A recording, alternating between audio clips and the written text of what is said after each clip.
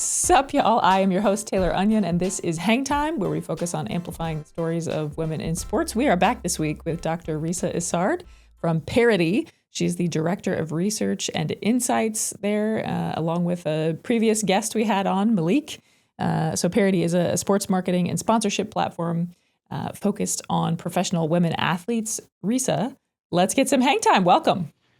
Let's do it. I'm so happy to be here.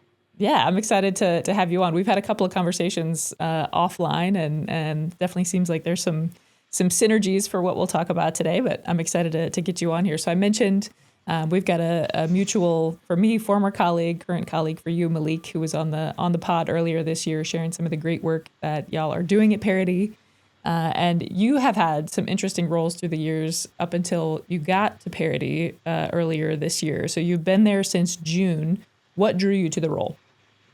Yeah, I love this question because there really wasn't one thing that drew me to it. And maybe that is the thing that drew me to it was that there were so many. Earlier this year, I actually spent a lot of time thinking really deeply, which is a cute way to say I had a long bout of existential angst, where I was really trying to think about, what was the work that I was good at and that I knew could offer value to organizations and also intersected with work I really liked doing. Women's sports was a baseline assumption in my exercise.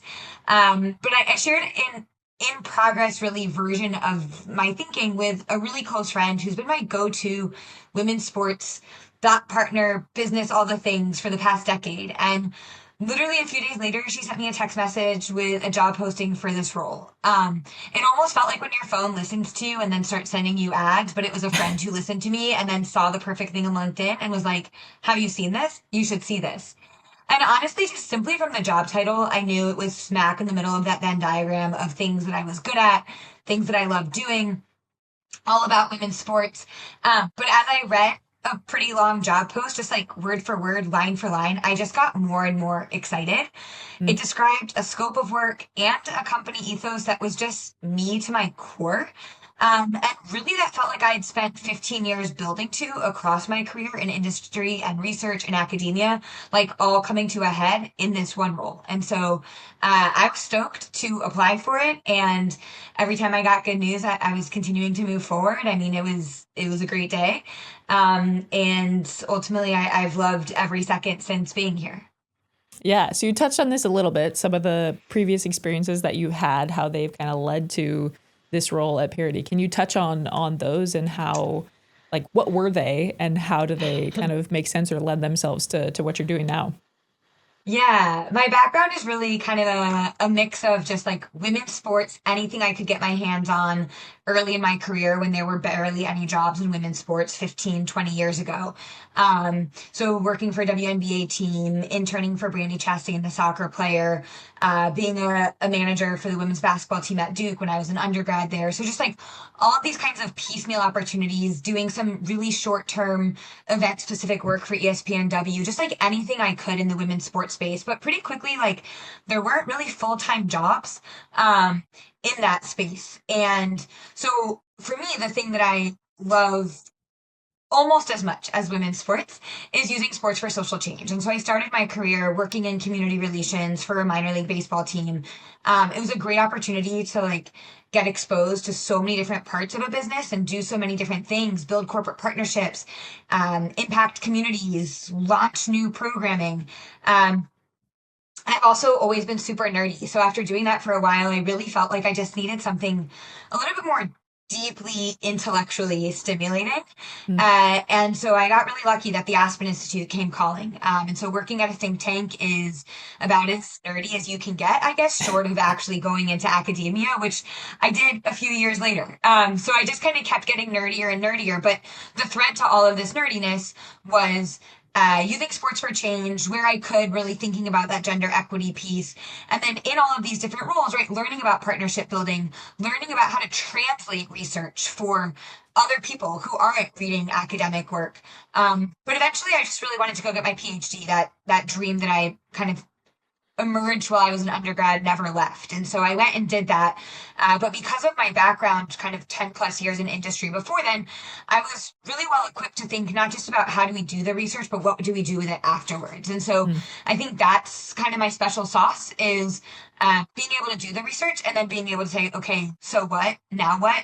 And then because I've been in industry, like I know how to go build those partnerships. I know the right people to bring in. I know how to be in those rooms and spaces. And so I really think of it as bringing all of that together, the partnership building, the thought leadership, the knowledge translation, the original research.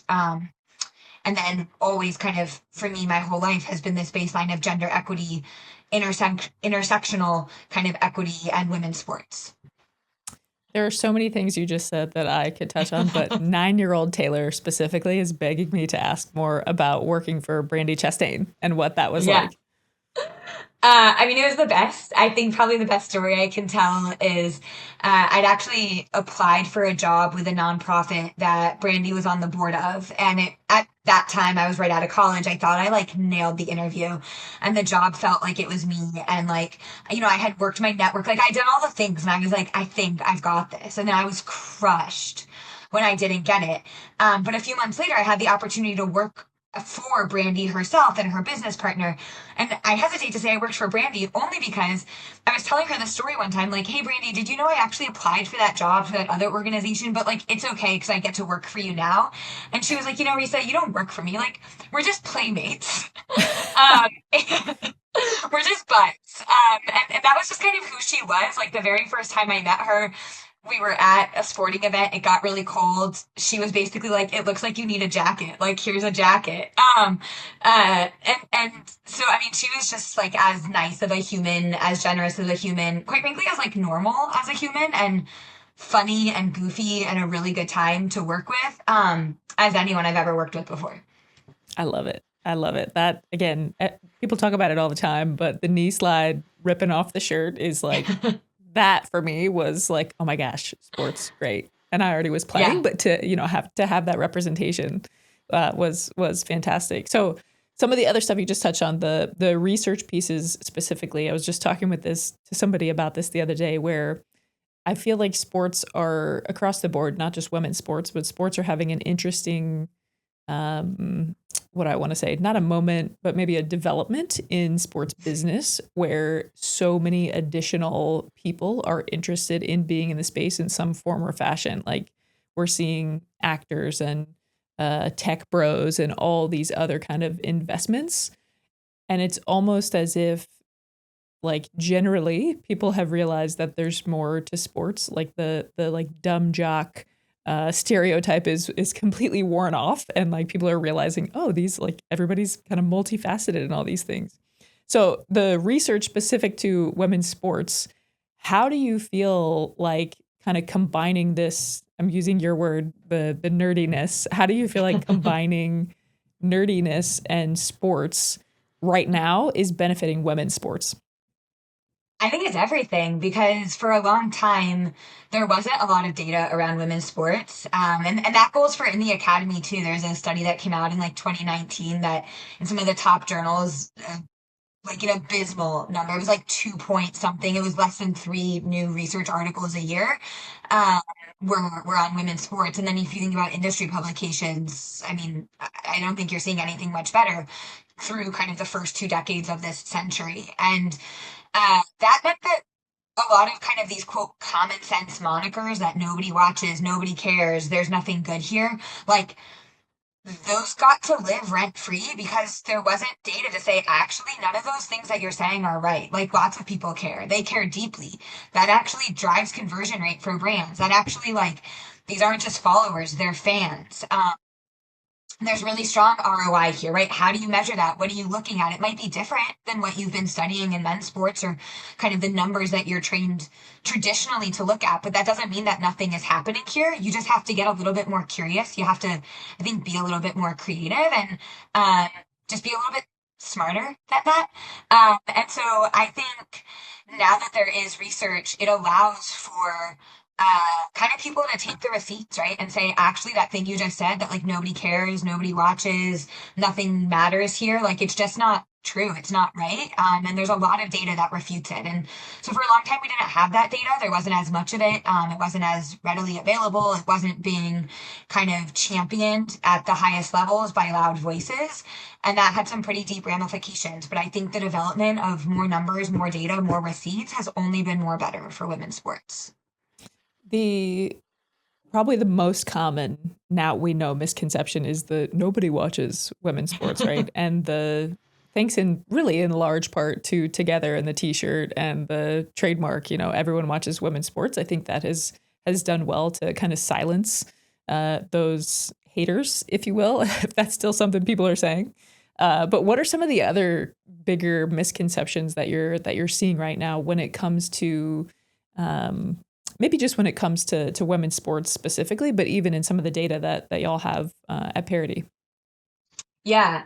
I mean, I think some of the misconceptions, for from a brand's perspective, maybe is the feeling that you have to write a ginormous check to be in fact impactful. And don't get me wrong, if you want to write a ginormous check, I can help you think about the best way to write that. And yeah, let's put as many zeros on it as you want. But brands that don't have quite those pockets, or even investors who don't have quite those pockets, um, can still have an outsized impact, can still drive really strong ROI, can still lead to long-term fan growth, can still make an impact in the lives of women athletes. And so I just think that that yeah, the misconception is that you have to write a ginormous check. And what we know is that relatively modest activations can be really, really successful too. So I would say that's one thing. Another would just be, this idea that like only some select few women athletes can move the needle. I would say that's not true at all. It's all about fit. It's all about matching kind of brands to the right athlete for the right story to reach the right audiences. And that's something that Parody is amazing at doing. You don't have to have the biggest name, one of the top 10, athletes known on this planet to drive impact for your brand. And so I think, again, the data shows us how we can do that kind of with athletes who have all different kinds of follower levels and amounts. And then just lastly, I would say, right, this continued misnomer that eyeballs are the end all be all and that eyeballs kind of on a full game are the best or only predictor of ROI. There's a lot of other important metrics, particularly, quite frankly, where women's sport rivals and often bests other sport properties and engagement rates, consumer relationships like trust and pride and loyalty and attitudinal alignment. Like there's just so much more than eyeballs. What are some of the ways that Parity works to like you're building out the research, the data, all those things? What are some of the ways that Parity is using that to then partner women athletes with those brands that you're talking about?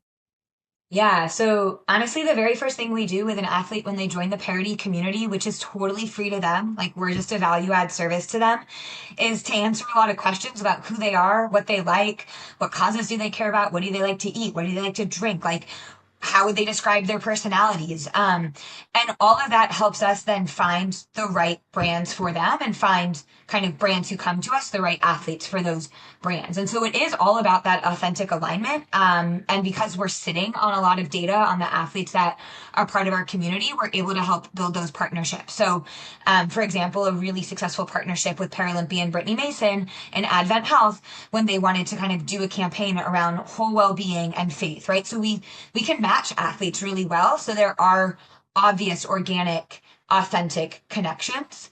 And that's what leads to the trust. That's what leads kind of to this differentiator between for women athletes, which is just how much trust fans and also people who literally never watch women's sports have in these athletes. And so we're really, really proud of that. That has been a consistent surprise to me, not just in from a fan standpoint, but I've had now two rounds of some of the professional athletes on the Women's Football Alliance team here in St. Louis, and they keep talking about I'm asking, about recruiting and this and that, and they're like, oh, some people have never played football, they know nothing about football, they don't even really know anything about sports, but they show up and they want to be on the team and a part of the community. And I think that we for so long have treated sports fans like we assume that now people who are cheering on women's sports teams and women's sports, athletes in that space, they're like, oh well, they've probably been around sports, all their lives, and they've probably been really invested, and now they're just kind of making this shift over. But that's not the case. There's kind of this whole new faction of people who have not really ever been exposed, and they're just now getting interested in sports. Are you seeing the same thing on your end? Yeah, absolutely. I mean, there's a lot of fans of women's sports who don't watch men's sports. There's a lot of fans of sport who watch both men's and women's sports. And I wouldn't think that those fans are like exactly the same. And so I think it's super important for data to think about how do those behaviors signal something different, kind of deeper in their psychology about what's different for them and how they're going to respond to that. Um, but women's sports fans are not just necessarily like people who used to cheer for a men's team who now cheer for a women's team. There's for many of them, certainly not all of them, but for many of them, there's a different dynamic to it. Or even for those who do also cheer for men's sports, their connection to women's sports might look or feel different. And so I think it's just piecing that out. It's kind of the, we don't want to pink and shrink like the merchandise. Well, we shouldn't just pink and shrink our assumptions on fan psychology or consumer behavior either. I want to so speaking specific to this, I think it was Halo Sports that released I think they dubbed it the Little Sister Sports account, which was shut down, after like 3 days of being on there. What advice would you have in the seat that you're in, the research and insights, to companies who are looking to get into women's sports that that may or may not use Halo Sports as an example? Step one, feel free to call Parity. We're very happy to be a strategic partner and thoughtful partner for you. Step two, I think you have to, like, women's sports fans are sports fans, right? Like, we're not dumb. I don't know, depending on how long someone has been watching the sport, we may know more or less, but like, you still have to treat us with respect. I think also there's this kind of conflation that happens sometimes between like women who are fans and fans of women's sports. Actually, the majority of women's sports fans are men. So like an account that's about women's sports and is just pink and frilly is actually just like missing a huge audience of men who may or may not like pink and frilly things, but I think statistically speaking, that's not like their go-to form of communication or kind of identity presence in terms of like visual representation. So I just think you have to be thoughtful, right? There's a difference between women in sports and women's sports or fans of these different types of groups. You have to talk to sports fans like they're passionate, like they care, like they know something. You have to tell interesting storylines. You can be cutesy, but I think, you've just you gotta find the right balance. And you gotta tap into, I think, that really passionate and competitive psychology still.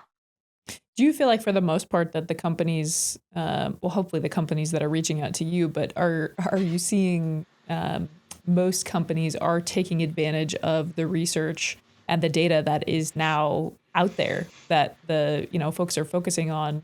What do women sports fans or women who are sports fans, what do they like, and those kinds of things? Do you feel like it's informing strategy in the way that it should be? Sometimes. I still think we have a ways to go. I think there's still plenty of boardrooms where people don't yet know the data or are not yet really ready to be receptive to the data.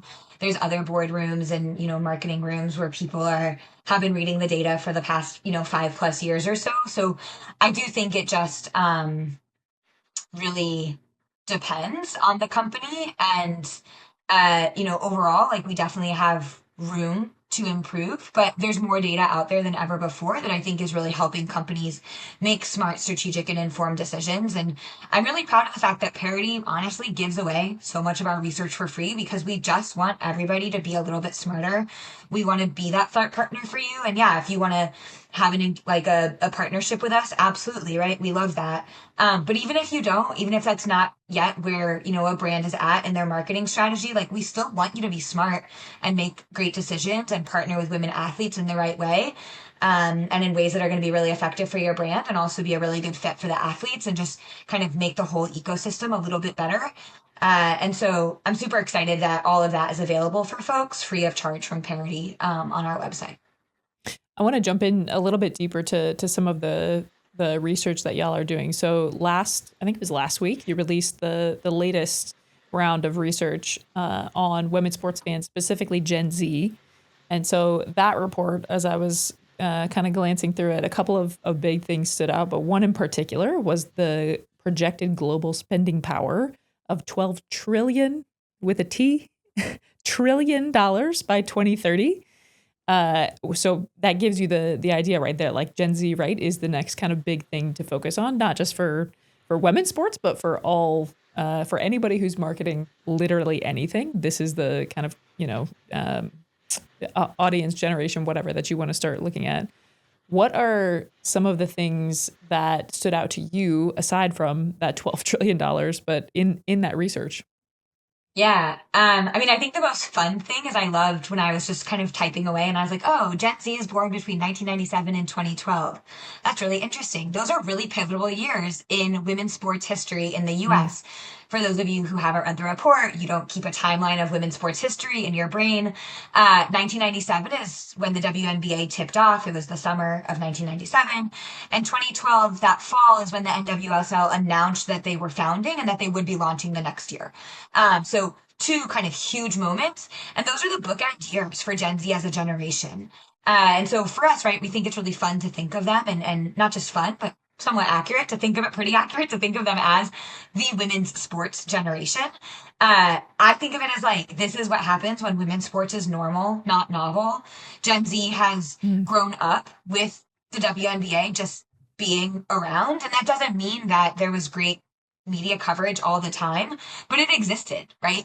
And so, for the entire time that they've been alive and a sentient being. And so I think that's just really powerful as we're just kind of starting to see the returns on that generational effect. And what does that mean? Well, Gen Z is of cross generations, the generation most likely to buy from a brand based on their women's sports sponsorship, trust that women athletes believe in what they promote, trust a brand more based on their women's sports sponsorship, be more aware of a brand in women's sports sponsorships, and strongly agree that they are proud to support a brand that invests in women's sports. And so that's like your entire consumer ecosystem from awareness to pride to actual conversion. And that's, I think, really, really powerful. Yeah. Was there anything that was unexpected to you in that came out? I don't know that it's unexpected. I think it just underscores, right? We know that Gen Z is a really values driven generation. They're really values aligned. They want to see and consume from brands that they feel like authentically understand them and are existing in the world in a way that represents their values. And women's sports is that for a lot of them. And I think that's only really exciting because more and more Gen Z are going to come of age where they're making their own salaries. More and more Gen Z are going to be making, higher and higher salaries. Because the oldest Gen Z is 28, so they're like in the workforce. But the Hmm. youngest Gen Z is 13. Like they're still having their parents buy them things. So I'm just really excited for that future.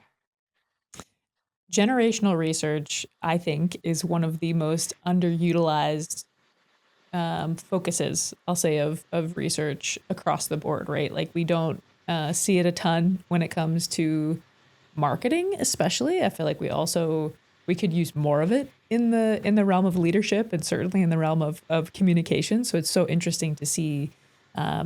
It's one of my favorite topics, just generational characteristics and how they can interact with each other and how do you get everybody to get along and all of these things. So it's fun to see it coming out in a sports space as well.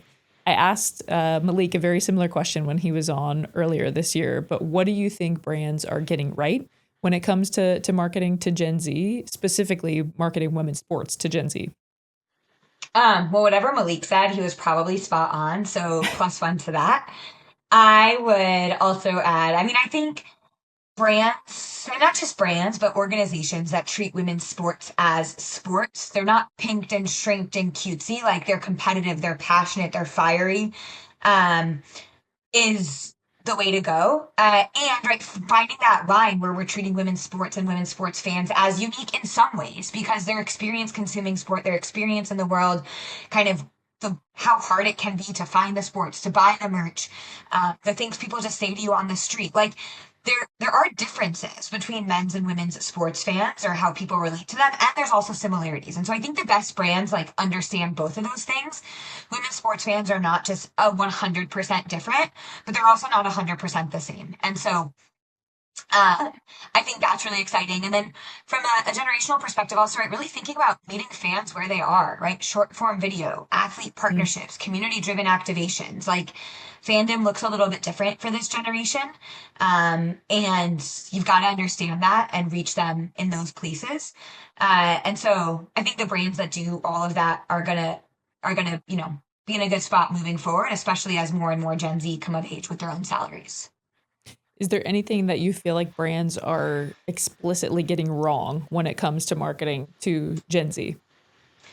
To Gen Z and to quite frankly any generation, but I think just really consistently and only exclusively applying men's sports metrics and playbooks to women's sports without adapting to different audience behaviors, ignoring kind of the differences in the marketplace. Men's sports have been around for a lot longer, but their ecosystem is just very different. Mm. There are more of those teams. The fans kind of exist in different ways. They consume differently. Like there are differences. And so I think if brands aren't recognizing those differences, then they're missing the mark and they're missing the potential of the best ROI out there for them. Okay, if you could identify, now that we've talked about what are they getting right, what are they getting wrong, if you could identify the single most important bit of research that brands should pay attention to, what would that be? Okay, well, I'm going to say two things. Sure. One is one is just the all important ingredient is trust. Behind every high impact endorsement partnership, it's about trust. It's about the way that the consumer trusts your endorser. It's about building, using that halo effect to build trust with your brand. So it all is about trust. I think the other data point I would come back to is just from in women's sports fans tell us kind of what they want to see most and what drives their consumption behavior most is relationships with athletes. And so I would say right, the single most important research is you've got to combine that trust with those athlete partnerships. Um, yeah, to have that best outcome. Trust has only grown in the past 12 plus months for women's sports fans. And that is whether someone is watching women's sports every day or weekly, whether they're never watching women's sports, like literally 58% of people who never watch women's sports but are sports fans still trust women athletes. To me, that's astounding. They literally Mm-hmm. have never watched these people play, but they still trust them. And so I think that combination of trust and athlete um, partnership is super important. Okay, I'm going to ask twofold before we shift into kind of the final part of the show. So, what advice I want to know on both sides? Like, what advice do you have for women athletes who are looking to partner with brands? And then I want to know what advice do you have for brands who are looking to partner with women athletes? Awesome. So part one, for athletes that want to partner with brands, I mean, I would say join the Parity community. It's totally free to you. And we go out there and we pitch women athletes and your stories every day to brands. Whether you have an agent, whether you don't, like you're welcome in the Parity community. We are non-exclusive and we're just a value add. If you're out there pitching yourself, I would say like find the numbers that speak to you and kind of can help tell your story. Like I said, right, Parity's research is all out there for free. That means brands can use it. It also means that other women athletes can use it. So definitely take the data points with you so that you can make combine that passion and the human story, which is so important with the data that shows that, brands investing in you, brands partnering with you are going to have great ROI. Um, because they will. In terms of brands, I think just really focusing on that athlete first partnership and storytelling. Uh, you don't have to have the biggest name athlete to reap the benefits of ROI from investing in women's sports and partnering with athletes. And so we just think it's really a highly scalable, kind of high engagement rates across the board um, when you have those partnerships. And yeah, so I think that's where it's at. Okay. If you could get some hang time with any woman in sports, who would it be and why? I really appreciate that you gave me a peek into this question in advance. Otherwise, I would be like, everyone, I don't know. And that is kind of the answer. I mean, I do feel really lucky that I've had a chance to meet some of the greats. And also, if I think about kind of current players, the list is far too long. So I'm going to look historically.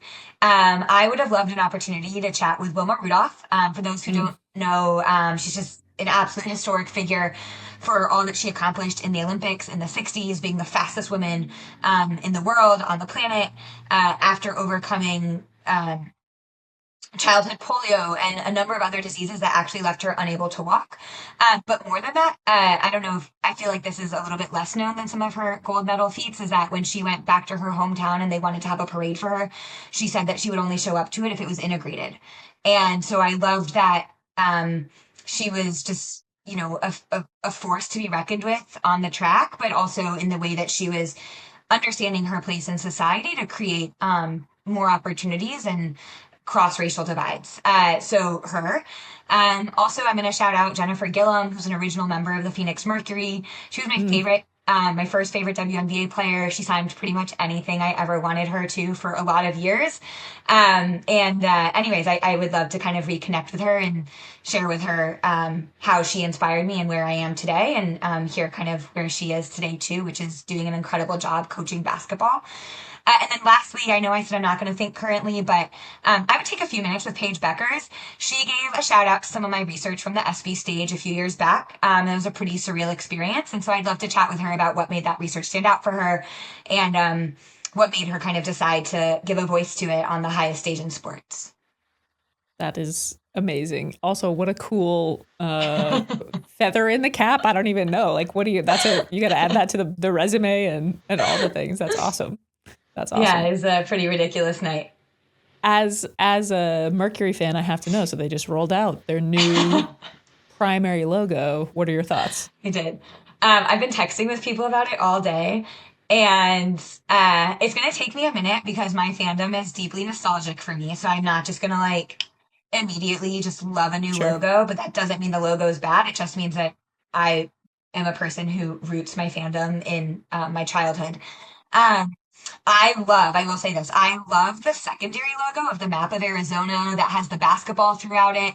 It is so well done, and everyone I've texted with, even if they're a little bit unsure about some parts of it, they're like, that Arizona logo is pretty rad. So I think that's really exciting. And I think they do a really nice job explaining it, the 19.97 degree angle. Just, I don't know, I love learning about logos, actually. I love reading kind of all of the identity that gets embedded in just these, what to me, I'm not a designer, they look like innocuous, but they're not. So, I don't know. The 30th year of the WNBA is absolutely something special, and the Mercury are one of 3 original teams around. So I'm not surprised to kind of see them want to usher in a new era with some new identity elements, and also being consistent in other ways.